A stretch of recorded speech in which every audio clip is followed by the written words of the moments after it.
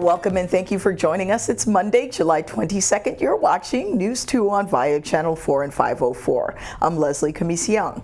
Topping our stories tonight, the St. Croix Landmark Society's annual Come Home to St. Croix event displayed 2 new exhibits showcasing culinary and cultural contributions. The event was designed as a positive intergenerational experience for residents. The society works to conserve and teach the customs, values, and traditional practices that represent the diverse people who created the unique culture of St. Croix. The St. Croix Landmark Society celebrated their yearly Come Home to St. Croix event, which aims to preserve St. Croix's cultural heritage and traditions through many family reunions, family research, and festivities. Today our libation is about honoring and recognizing the ancestors that have left us the livingness of culture. This year, the organization that operates out of Wynn Museum highlighted the tradition of masquerading that is rarely practiced in the territory. Masquerader leader and cultural bearer Asta Williams was honored for her contributions in keeping the African custom alive in the territory. And listening how as she tells them about the craft or the art form, how she weaves parts of her story and how she learned, from whom she learned. And that, to me, is one of the elements of a true tradition bearer. Local folk singer Wayne Bully Peterson has known Miss Williams since he was a little boy growing up in Harrigan Public Housing, where Miss Williams was an active community leader. Bully applauded Williams for her steadfastness and willingness to learn, no matter her age and gender. When I moved to Mali, she was with Harrigan Tennis Council, and she had come up with the idea that let's start a band, with the children, and we started up with the junior kafunas, and I was teaching the children to play music, and Asa was there, and she was learning to play music too. She was learning to play the squash. So that's how she learned to play the squash, and as we went along, and I had a shake up in the band, I went to Asa and I said, oh no, you want to be my squash person. And she was like, what? What did man gonna say? Well, my teeth. And she was a little shy, But I said, look, you just play here. Because don't mind what nobody say. You just keep playing, and the more you play, the better you're going to get. The St. Croix Landmark Society also displayed an exhibit of memorabilia items from the Morales family that has provided 70 years of culinary experiences and community support.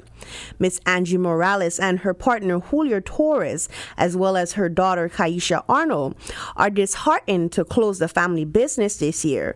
But Angie shared her experiences growing up in her family's business. My mother was born in Culebra, and my father came from Puerto Rico, Comerillo.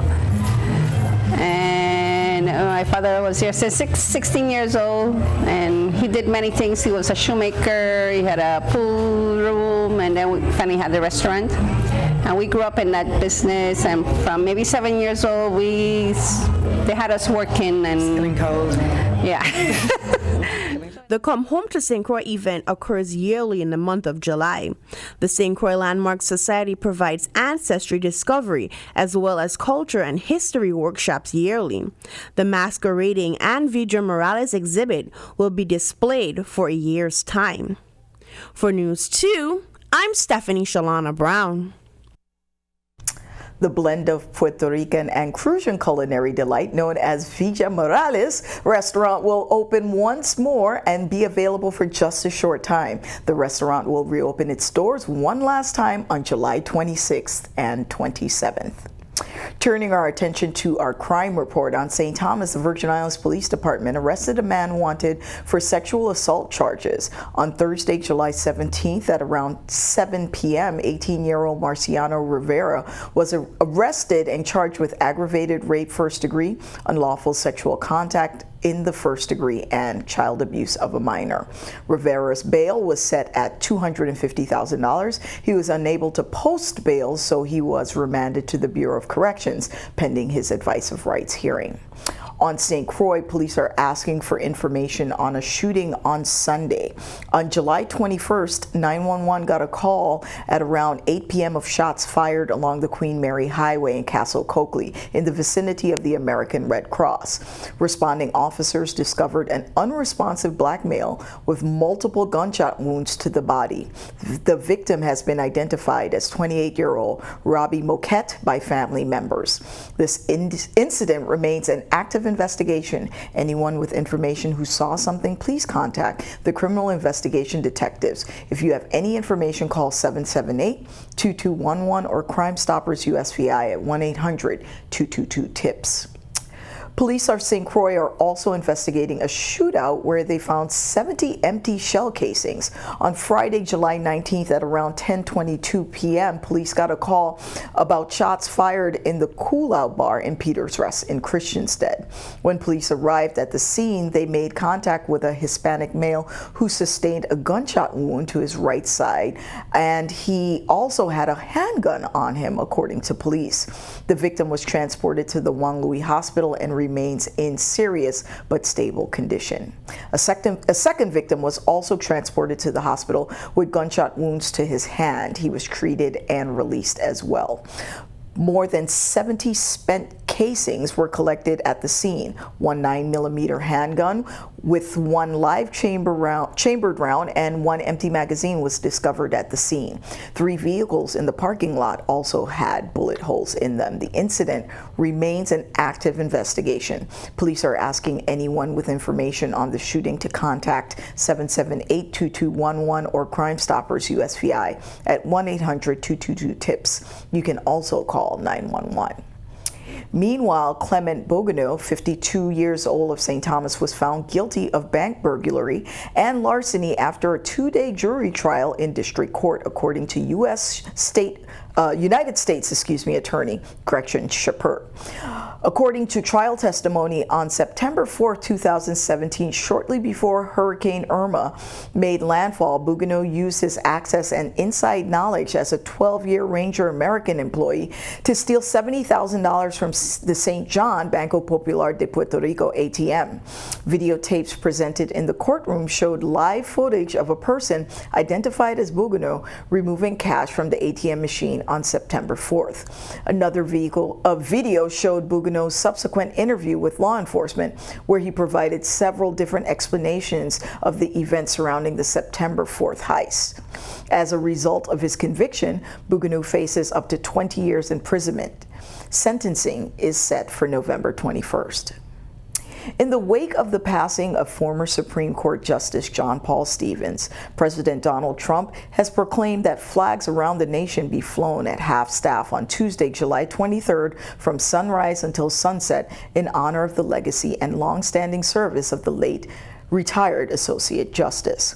All American flags being flown in public places should be properly raised and lowered to half-staff from sunrise until sunset on that date. The Virgin Islands Government House is also reminding government agencies that all flags being flown outdoors must be lowered at the end of the day or at sunset unless that flagpole is properly lit at night. Coming up next, highlights from the hot sauce competition on St. Croix, plus the launch of my brother's workshop's first boat. We'll be right back.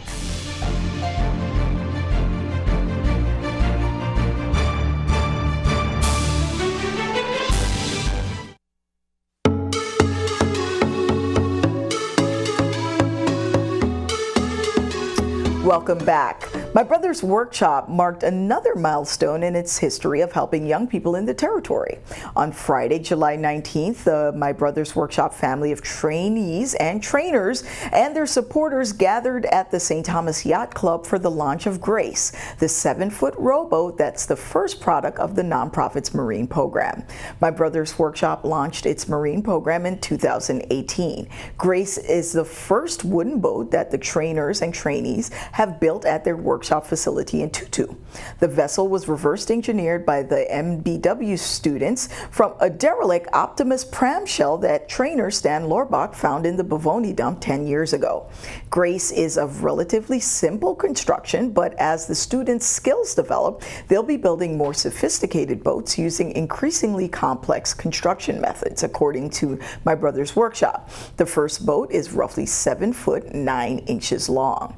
My Brother's Workshop has long been known for helping at-risk and high-risk youth by engaging them in programs, mainly carpentry and the culinary arts. Now their trainees are expanding their vocational skills by going into the boat building business. Congratulations on the successful launch.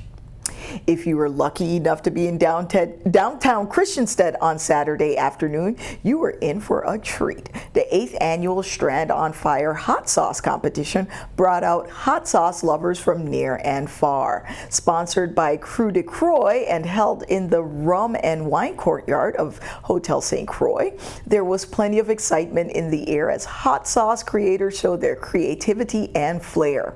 The afternoon included live music from Michael Justice and face painting for the kids. Hot sauce lovers had 16 different sauces to taste, some hotter than others, but all with a distinctive flavor. The awards were as follows. 3rd place went to Old Guy's Hot Sauce. 2nd place to Mr. Bill's Hot Sauce. 1st place to the Chad's Hot Sauce, and Double D's Rolling Smoke was the People's Choice winner. Habaneros, garlic, onions, curry. I keep it simple. It's been a familiar taste since I was younger. I try and keep it more personal. This is more like a family recipe for me at least. I try and keep it more original, basically. To them are carambola base, one with habanero and one with a smoked ghost chili. The habaneros, jalapenos, mushrooms, garlic, red peppers, or red onions, green peppers. Everything gets roasted. Then we use like stewed tomatoes. Take most of the seeds out so the hot sauce isn't really hot. It's got a nice little kick to it. And put it all in a Ninja, grind it up really good. Cook it a couple times. There's some other spices in there, some vinegar, maybe Vermont maple syrup, salt, pepper, spices. But it's all right. It's pretty good stuff. It's the 3rd year that we've been doing this. Having a great time today. Presenting some new hot sauce here. We played with habaneros, ghost peppers, and Carolina Reapers is what we have in this concoction today. It's a little painful, but you get a taste in the first 4 or 5 seconds, and then after that, it'll hurt for about 30 minutes. Looks like that event was a lot of fun. After months of inadequate parking spaces in Red Hook, travelers to and from St. John can breathe a sigh of relief. Today, July 22nd, the Virgin Islands Port Authority will fully open its new 2-story parking garage at the Erman V. Fredericks Marine Terminal in Red Hook on St. Thomas. The parking garage will open daily at 5:30 a.m. until midnight. Parking rates will remain at a flat rate of $10 per day until further notice. The Virgin Islands Port Authority had closed off the area for construction for months, forcing travelers to find parking on the other side of the street and walk around the construction site to reach the port. Not very convenient, especially if you're carrying luggage. Now that both floors will be fully accessible, they will provide 152 regular parking spaces and 6 accessible spaces for physically challenged drivers. The garage, built by the company 11 Construction, cost $5.9 million and was funded by bond financing attained by the Virgin Islands Port Authority in 2014. The Port Authority hopes that the new garage will help to alleviate some of the parking congestion in Red Hook while providing an affordable means to park on the eastern end of St. Thomas. 4 teams went in, but only 1 came out with the top prize. A group of St. Thomas High School students called Local Promoters won the Junior Achievement Virgin Islands competition over the weekend for their solid business ideas and the progress they've made making them a reality. Local Promoters is a team made up of students from Ivana Udorican High School, Charlotte Amalia High School, and All Saints Cathedral School. The company also won the Most Innovative Idea Award, the Marketing Maven Award for Creative Marketing and the Corporate Citizenship Award for demonstrating social responsibility with their product. Local promoters will represent the territory in the National Junior Achievement Competition that is going to take place in November of this year. Junior Achievement Worldwide is an international organization that teaches youth about economics, the free enterprise system, and entrepreneurship. This year, the Virgin Islands chapter marked the first time that students from the St. John's Gift Hill School participated. Here's more from that event. Interestingly enough, we had a lot of students who expressed interest in the program. However, the few that you see here today or that ended the program as a company were the ones that really showed the commitment and really stuck with it. And knowing all that they've had to accomplish and overcome, I was very impressed with the level of presentations that we saw today. Well, so basically the youth out here, they always talk about when you have the freshest clothes on and when you have like the cleanest looking look, that you got the drip. So basically we was like, hey, since we are appealing to the youth with our shirt design, let's just add some drip. And like we said in the presentation, we also wanted to like sell multiple different merchandise as we continued on. So we decided to say, let's do drips to represent the styling, and then things so that people can understand that we're not just shirts alone, we're going to also sell different merchandise. Now, the overall winner of today's Company of the Year competition, who will be representing the Virgin Islands in an international competition against other JA companies from around the world. And the winner is, local promoter! Well, we are excited. I mean, it was a lot of work that we put in and a lot of arguing amongst us, but we put it behind us and we got the work done, and now we're excited. Our brand is Control Change, and basically it's built off of the platform that people change people, and what we're really trying to accomplish throughout our society and our local community is basically that we have a voice to make a change with no matter the situation, whatever problem is going on within our society, within our community, we have the power to make a change. And what we basically did is encourage our sponsors, encourage our audience to take a pledge on Control Change. J100. Congratulations to all the winners. Stick around, your News 2 AccuWeather forecast is coming up next.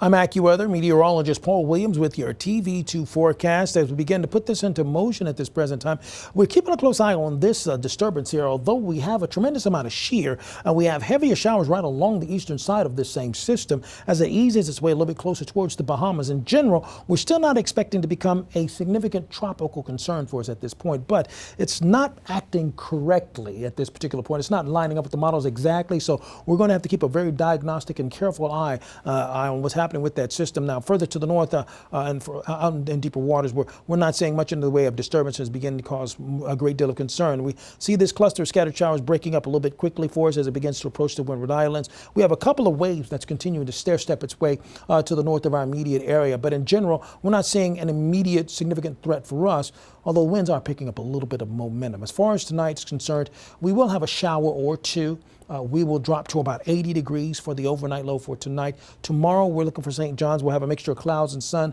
initially mostly sunny, but then look for a quick popping afternoon spot shower as we warm to about 90 degrees. St. Thomas, pretty much the same story. We're looking for a mixture of clouds and sunshine at the beginning. Then as we get closer to about lunchtime, moisture will begin to go on the increase very rapidly, and we'll have a chance of a spot shower flaring up very quickly for us in the immediate area. St. Croix, 90 degrees should just about do it. Bracing for a shower or two, more numerous showers in St. Croix than the other two areas that we had mentioned a few moments ago. Taking a look at your marine forecast on the Atlantic side, waves are going to be between 3 to 5 feet. The winds will be pushing primarily out of the east at about 10 to 15 knots. And then on the Caribbean side, 3 to 5 feet for the waves there as well. Winds continuing out of the east there as well, between 10 to 15 knots. Here's a look at the extended forecast. Mostly sunny skies. We're watching out for a shower in spots for us on Thursday, but we should get rid of the rain by Friday going into Saturday.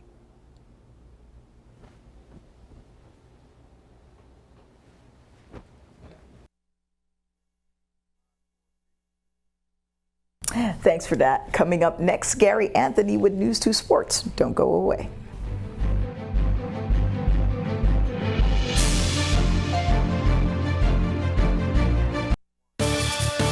I'm Gary Anthony, and this is News 2 Sports. The USVI's U23 men's national soccer team had high hopes going into yesterday's matchup versus Barbados. On Friday, Barbados took down Cuba 1-0, and a victory over the VI would make them the Group V victors. However, a VI victory would have given them a chance to win Group B and advance to the next round. Alas, it was not to be, as a very good Barbados team beat the home team 5-0 at the Bethlehem Soccer Complex. Barbados struck early in the first half, with Tashane Lorde finding the net in the 12th minute of play to stake Barbados to a 1-0 lead. Then, as they say, the hits just kept on coming. Neil Reed-Stevens followed suit in the 35th minute before Thierry Gale effectively slammed the door on the VI with his first of 2 goals in the 40th minute, giving Barbados an insurmountable 3-0 halftime lead. Barbados was clearly the better team on the pitch, using their superior technical skills, speed, and experience to overwhelm the younger VI squad. Second half goals by Gale and Deshaun Howard, the last at the 65th minute, finished off the scoring. It was a tough loss to absorb, but the future for USVI soccer program is moving in the right direction, according to coach Gilberto Diamano Machel Jr. The kids did well. The kids did well. I said to them, be proud. Let's use this as a way of making us stronger, for the next time we get together and compete at international level. These kids are, most of them, below the age of 20, We're just starting our project. It's as I said, it's a long-term project, 2 years minimum, to 5 years, to make sure that we create a solid foundation first of all, that will have based on our technical side. They try to get our game to a different level, like Barbados is already. Barbados is doing a great job, by the way. Yeah. Well, the expectations are very high. The senior team is working really hard off the pitch already to prepare themselves for the Nations League in September. We finished very strong the group stages with a good win against Anguilla, and we want to build up from that win. We want to go back in September stronger than we finished, and with the seniors, who knows, we might be able to go back up to second division at the end of this year. We have to be patient, number one. I spoke with the coaches. We have to unify both islands. Everybody have to work together. We shouldn't be divided. At the end of the day, the benefits of these boys becoming better players will be a credit to all the U.S. Virgin Islands. We will be going tomorrow as coaching staff, me and Yo-Yo, and we're leaving behind a very strong message to everybody. Together we can achieve anything. That's it for sports. Leslie, back to you. Thank you, and that's it for our show tonight. We're live on Facebook and YouTube and on via Channel 4 and 504, Mondays, Wednesdays, and Fridays, 7 p.m. and 11 p.m. Follow us on social media, tag us on any stories you want to see on the news, or send us a message on Messenger. You can also email us at newsdirector@tv2.vi. Thanks again for joining us on News 2. I'm Leslie Comisian, and we'll see you next time. I'm AccuWeather meteorologist Paul Williams with your TV2 forecast. As we begin to put this into motion at this present time, we're keeping a close eye on this disturbance here, although we have a tremendous amount of shear and we have heavier showers right